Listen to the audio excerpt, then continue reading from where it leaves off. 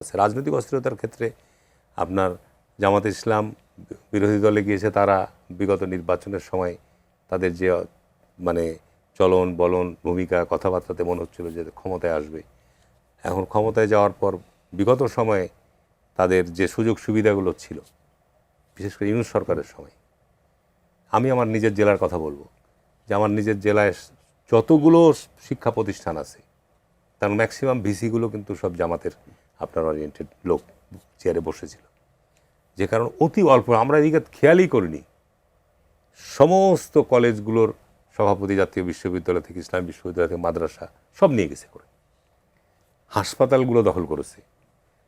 তো এখন ধরেন যে এই জায়গাগুলো পরিবর্তন হচ্ছে, সরকার আসার পর বিশ্ববিদ্যালয়ের ভাইস চ্যান্সেলর পরিবর্তন হয়েছে, বিভিন্ন কলেজগুলোর কমিটির পরিবর্তন হচ্ছে, বিভিন্ন মাদ্রাসাগুলোর কমিটি পরিবর্তন হচ্ছে, তারা টপ লেভেলে যে সব জায়গাগুলো তারা আপনার ইউনূস সরকারের যে কোনোভাবেই হোক সেই জায়গাগুলো পজিশনে ছিল, সেই জায়গাগুলো পরিবর্তন হচ্ছে।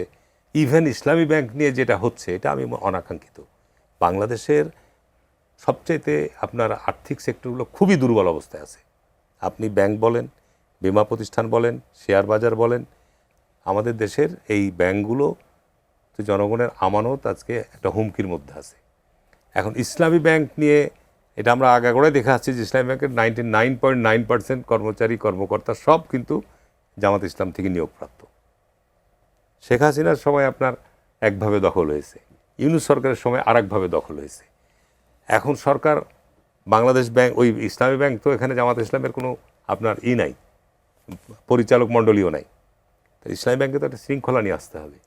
এই মুহূর্তে আমাদের ব্রেকিং যাচ্ছে যে ইসলামী ব্যাংকের চেয়ারম্যান সহ সকল পরিচালকের নিয়োগ বাতিল। নিয়োগ বাতিল, হ্যাঁ, এই মাত্র। আচ্ছা আচ্ছা, ব্রেকিং। এখন ধরেন যে এখানে আপনি যদি আর্থিক প্রতিষ্ঠানগুলোতে এই ধরনের বিশৃঙ্খলা চলতে থাকে, এটা আমাদের দেশের অর্থনীতির জন্য খুবই হুমকির। তো বাংলাদেশে রাজনীতিতে একটা অস্থিরতা বিরাজ করছে, যেটা আমাদের 71-এর পরে অস্থিরতা বিরাজ করেছিল।